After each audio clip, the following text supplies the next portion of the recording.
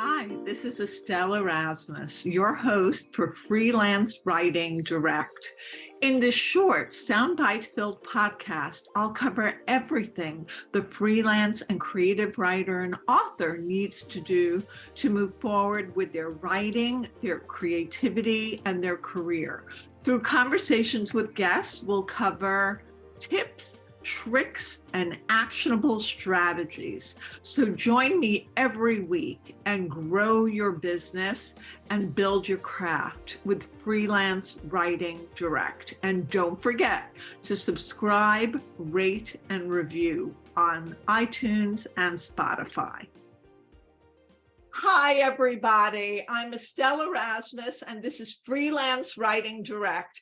And I am so excited to have as my guest today, author Alisha Fernandez Miranda. And the topic of today's episode is My What If Year with author Alisha Fernandez Miranda. And I have her beautiful book and beautifully written book with me. And I'm so excited. I want to tell you a little bit about Alisha. She is the author of My What If Year. She serves as chair and former CEO of IG Advisors, an award-winning social impact intelligence agency that consults with the world's biggest nonprofits, foundations, and corporations on their philanthropy and social initiatives. A graduate of Harvard University and the London School of Economics, her writing has been featured in Vogue, Business Insider, Romper, and Huffington Post. Originally from Miami, she currently lives in Scotland with her husband and children. Welcome, Alisha. Estelle, I'm so excited to be here. Thank you for having me and for keeping the pink dream alive with your shirt today. Yay, we're all about the pink and the pink branding, and she loves pink. It's on her book right here, which is so great. And let's just get into it. Like, what was the genesis of this brilliant idea as encapsulated in My What If Year? So, I kind of found myself in 2019. I was CEO of my own business. I was married with kids, was living in London. I was doing all the things that I had kind of set out to do. And I was approaching 40 and I was feeling very stuck and very unhappy. And I could not put my finger on why. And I had this idea that was sort of born out of a lifelong love of musical theater to see if I could exchange my services for free, doing literally anything they wanted me to do in order to be part of a production, be part of a rehearsal process, sit in and just be able to really experience what it was like.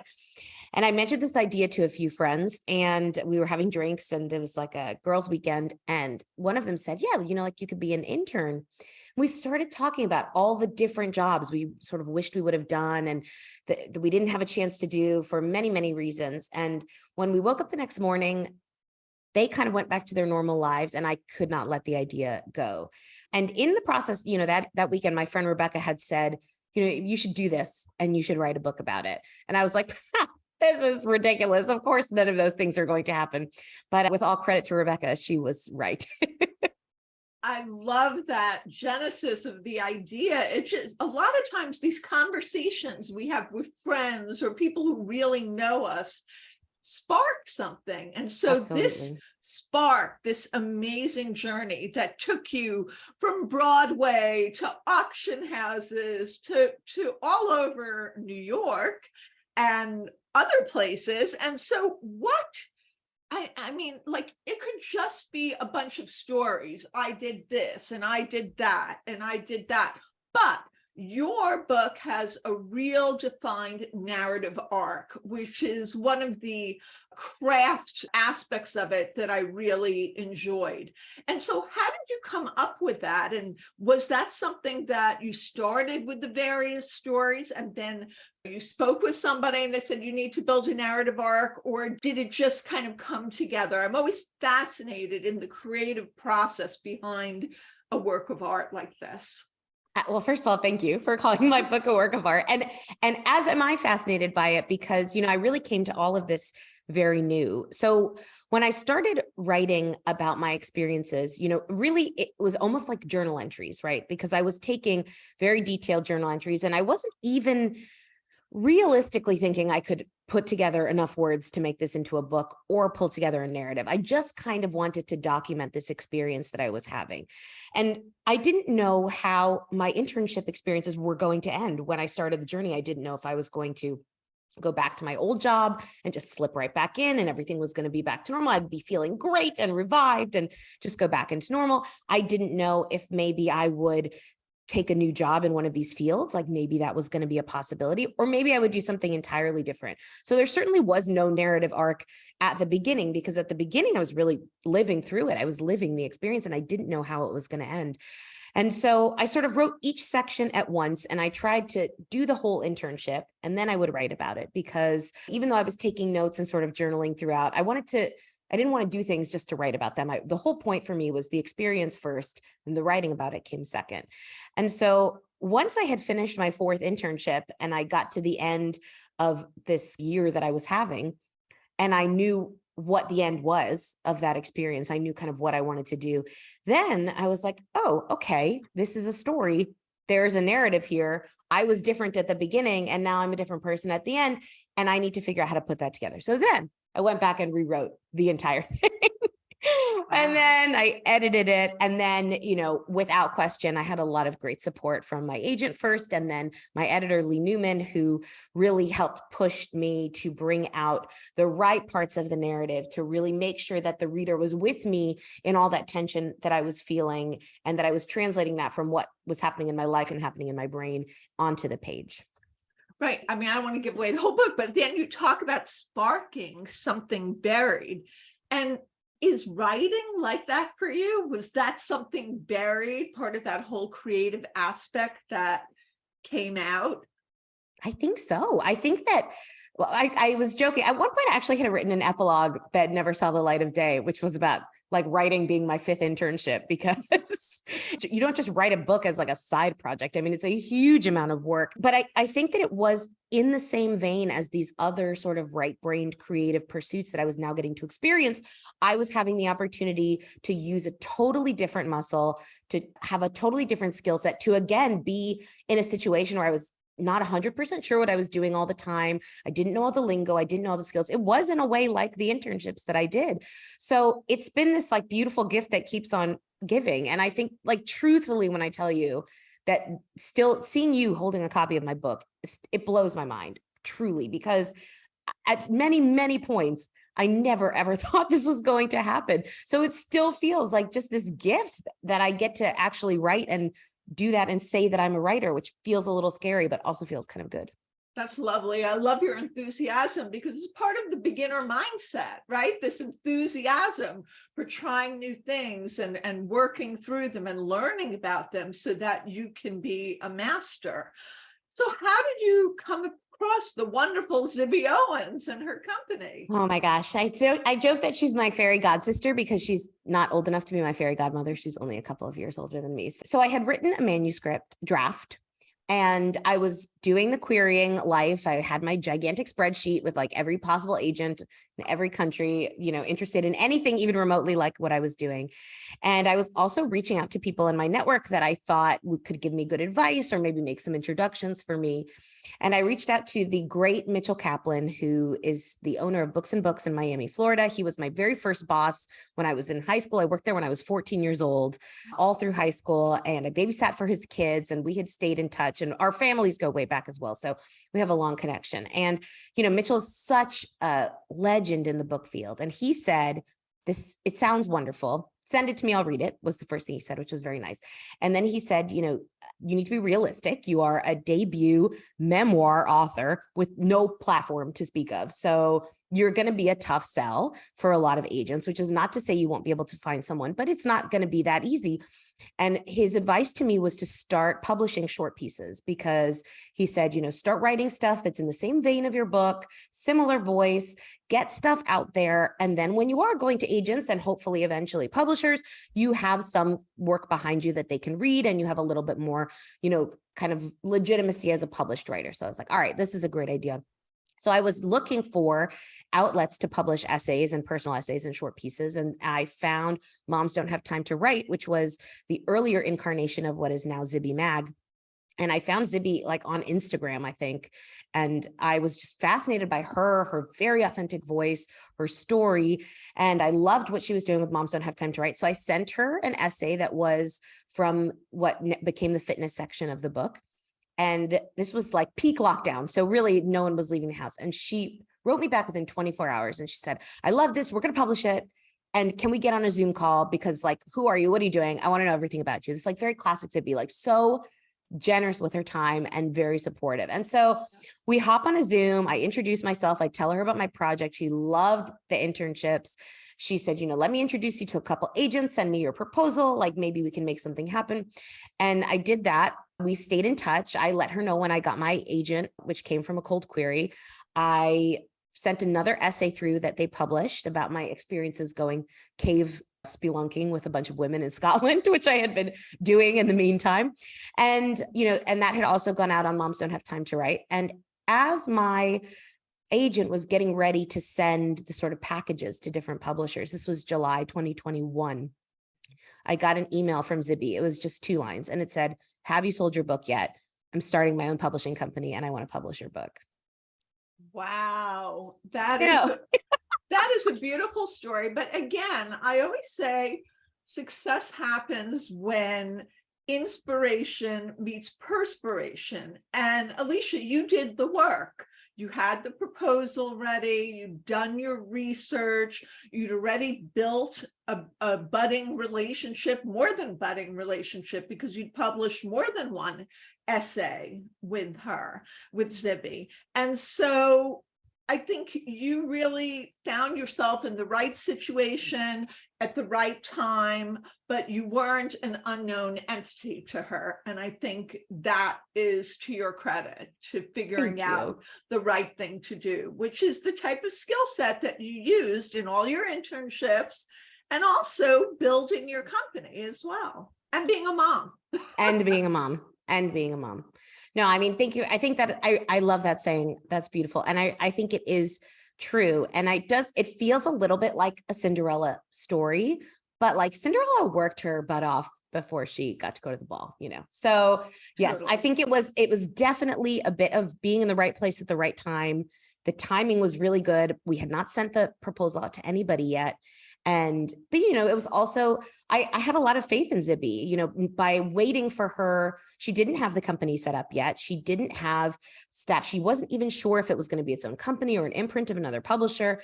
And, here we are ready to go to all of these other editors. And she said, can you just wait? Can you wait? Let me get my stuff together. Give me a month and we'll come back and we'll talk again. And I had a lot of faith in her. I had a faith in her vision. She is one of the hardest workers I've ever met in my entire life. Yeah. And, it felt right. Like it really felt right. Yeah. I mean, she was on a panel of mine for ASJA right in the beginning of the pandemic. And she was lovely and responsive and added so much value. And that's how we first became connected. So it was already a couple of years ago. And look at what she's accomplished. She's a dynamo, truly. So she's kind of upending the publishing world and creating a new kind of structure built on community and support and a real identification with writers. Can you share a little bit about your experience being the first book of a company like that, which is amazing. Yeah. I keep joking that we need to do a calendar and I'll be Miss February. And then, truly, I don't have anything to compare it to. I have not been traditionally published. This is my first book, but I have spoken to a lot of people, including other Zibby Books authors who have had traditional publishing experiences. And truthfully, everybody says this is so different than what you would get at a traditional publishing house. My experience has been incredibly positive. I think, certainly the writing part can be very lonely, but almost immediately, the first authors that she signed, we came together like a little crew. We had a WhatsApp group and quite a few of us were debuts. So a lot of people that were new to it. Then a few more established authors got signed. And all of a sudden we had this group and it was amazing. And we were sending each other writing memes and guys, I'm procrastinating today. Can we all get on a Zoom? We got on a lot of Zooms, oftentimes with cocktails for me, because it would be nighttime in Scotland, but like morning in California.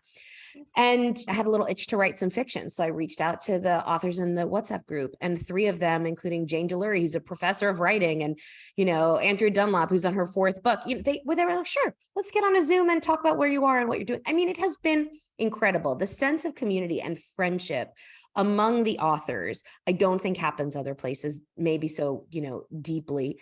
The team are so wonderful, so dedicated and hardworking. And, it has been a startup experience. Like, I'm used to startups, so that part didn't scare me, but it is a startup. There have been staffing changes. There have been changes in tactics. We were going to do one thing, we decided to do something else. That is how a startup works. And so, there was absolutely, in my calculations at the very beginning of this, there was a risk involved, because brand new publisher, team still being built, it's going to be a startup, and being the first book, they're going to make mistakes that they will be able to fix for the future authors. But truly, the reward has outweighed all of the risks. And I feel so supported. I feel like I really have coworkers and a collaborative working relationship with the folks on the team, with the other authors. And I love that it's never a question of, well, we do it this way because it's always been done this way. If you have an idea, great, let's try it. And if it doesn't work, that's okay. At least we tried it. And that's a pretty amazing feeling. Hi, this is Estelle Erasmus, your host, and I'm the author of Writing That Gets Noticed, Find Your Voice, Become a Better Storyteller, Get Published, which is available for pre-order from New World Library. And if you send me a receipt showing that you have ordered the book, I am happy to send you my 10 best writing tips. Email me at freelancewritingdirect@gmail.com, and I can't wait for you to read the book. I love that you correlated to the startup mentality that you also had with your company and with the internships. I think it's a perfect melding of your interests with their interests, and how even your book. So it's really fascinating and gratifying to hear that. So let's do a little segue here. I want to talk about your husband and your kids back in Scotland, right? And here you are, traipsing in the beginning of the pandemic, no less, to New York City. And how did they handle it? I mean, you touch on it a little bit in the book, and obviously once things started to shut down, you got back on a plane, you got home, it cut off some of your internships. I want to give away the whole story, but you were gone, right? And then you're gone again on a book tour. So how are they all battening down the hatch there? I mean, it's funny.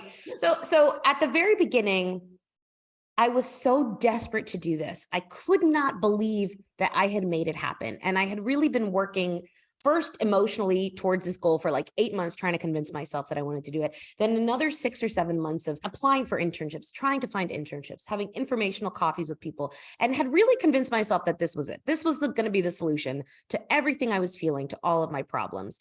So when the pandemic was starting to pick up in February and China had gone into lockdown, all of a sudden things were happening in Iran, things were happening in Italy, which was much closer to home for us. There was this moment of maybe I shouldn't go.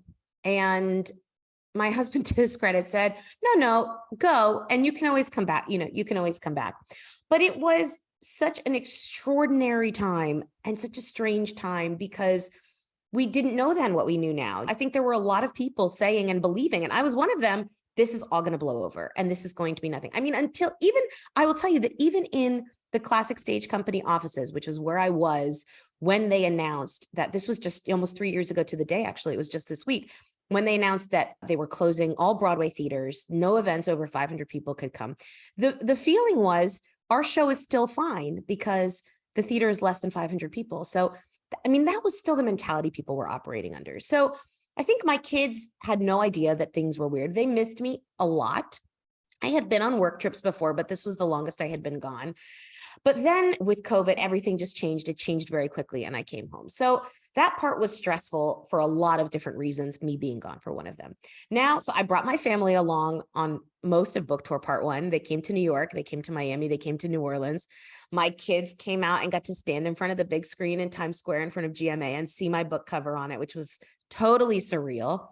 And they got to be at all the events and hear me talk, to the point that my daughter was like, Mom, don't you think people are tired of hearing you talk about your book already?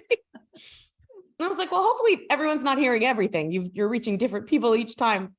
So that was really exciting. And I think it was good because it means that now, when I'm heading back out again, they kind of understand what I'm doing and why I'm doing it. And they're proud of me, which is nice. But, it has its challenges. My husband and I sat down the other day and started to plan out what for the next kind of 6 months of the year looked like. And he said to me, you need to put the brakes on. Like, you cannot, I want to do everything. I want to be part of everything. The fact that this book is connecting with people, getting to go out and meet people and talk to them, people who have read the book, is surreal and incredible for me. And I have a hard time saying no to things, as you know, because you read it in my book. So, I have had to figure out what's the right balance. How do I pace myself? How do I make sure that I don't just completely flip and throw myself into this with such reckless abandon that I'm like neglecting everything back at home? So it's a balancing act. I'm working on it. My rule is, I think we made a deal that I couldn't be gone more than 2 weeks per quarter, ideally. So I'm operating on that basis at the moment. But, I'd love to travel. I love to explore. I would be on the road 6-8 months of the year if I could. My kids and my husband are homebodies. So even though they enjoyed coming with me on book tour, they were so happy to get home. They like to be home. They like to be in their bedrooms with their stuff and all of that. So it's definitely a bit of a negotiation, but I think we're okay with the balance at the moment where we've landed. I think it was very clever of you to involve them in the triumph and the launch and the parties and the events and the excitement, because it now has a place in their lives. It's not just like mom is off and we don't know what's going on and we'll have a phone call, but they have a little bit of an ownership of what you're doing. And I agree with the whole boundary thing. I mean, I've been married for almost 20 years, so I get it. My daughter's 14 and I get it. Yeah, you do. Yeah. I will say that my daughter, for World Book Day, she dressed up as herself and she said, I'm a character in my what if year, so I'm allowed to dress as myself for World Book Day. That is actually very creative thinking. You should appreciate that. I was very proud. That's really lovely. So what if a writer wants to tell their story? What are some actionable tips that you can give them to make it compelling, to make it resonate with the reader as your story has done? I mean, I think there were a few things. It's still a constant learning experience for me because it still feels very new. There were a few things that I did that really helped. One, I set out to learn as much as I could about writing. When I got serious about this, I did not sit there just thinking, well, I'm obviously going to be a natural talent because I was the editor of my high school newspaper. No, I took online classes. I joined writing groups where I shared pages with other groups of people who were working on memoir. When I got particularly stuck in something, so there was one point where I was really struggling with the first section of the book, and I took this amazing class through Catapult, which was about splitting the narrator, the author, and the character into 3 different parts in memoir and how you did that. So I really relied on other people and their knowledge and expertise a lot. And I read books about writing and craft. I read Bird by Bird. I did it all. Like, I did all of those things. Now, I enjoy being a student, so that worked very well for me. But I think it was important to realize that this is a highly professional field with gifted people, and talent is a part of it, but also there's craft to it and there's just kind of effort. The second half of the book was better than the first half of the book. Then I went back and rewrote the first half of the book, but it was because I wrote it second and I was better at writing by the time I got all the way to the second half of the book. So learning for sure, and kind of being and sharing in community with others. And the other thing that was extremely helpful for me is that I wanted to be done so many times. And I kept going. I went back and revised. I revised more than I needed to revise. It's not my personality. Like, I really like to be finished with things and move on from them. And I finished the first draft of the book and I really thought, this is it. this is the best I can do. And then my husband read through it and he was like, oh, well, what about this? And you need to work on this. You need to do this. And then of course I was like, I hate you. How could you possibly tell me I'm not perfect at everything? But damn it, he was right. And the second draft was better than the first, and the third draft was better than the second, and so on and so forth. And so I think there is a desire, especially when you put so much effort and so many words into a whole book length project, to just want to be done with it. But the fact is that annoying extra round of editing is going to make it better every time. I still find it with my writing today. Every time I go back in, I come out with something better at the end. So it's not my favorite, but I think it really works. No, those are really helpful tips. And I think you're right. It's kind of a long game. You have to be resilient. You have to keep going forward and just kind of have that focus and that mentality. And clearly you did and do. So what's next for you, Alisha? Is it another book? Is it another internship? I don't know. Are you going to go back to Harvard and teach writing? Oh my God, how fun would that be? I know that they would have me. Let's see, what is next? So I'm trying to keep up the spirit that I brought into my internships and what I took out of it in my everyday. So one thing that is very difficult for me as a person who likes to control everything and plan everything is that I've tried to be uncharacteristically open to different opportunities and to seeing where things are going to go. But obviously, you can take the girl out of the planning mode, but you can't really take the planning mode out of the girl. So I am working on a novel. It is a totally different beast. I find it so hard. Half the time I read it and think, this is halfway decent. And half the time I read it and think, this is the worst drivel that's ever been written. So who knows what's going to happen with that? Different craft, different set of learning. Just it's stretching me in a totally different way, but I'm enjoying that process of writing a novel. So I'm still writing and doing some essays here and there. I am really, really enjoying being in the moment of my What If Year being out, being able to promote that, being able to connect with people, to be able to travel to the US and see friends and family, and also new friends who are readers who come up to me and they give me a hug and they say, I feel like I know you. And I'm like, oh, okay, great. I wish I knew you. Let's get to know each other. So that has been awesome, and seeing kind of where that's going to go. And then, I'm still working at some of my internships. I'm still working with the art dealer. I'm still occasionally doing projects for Kinloch Lodge, not waitressing, because they will never, ever have me back to do that. I was so terrible at it. But they came to me last year, and it was the 50th anniversary of the hotel.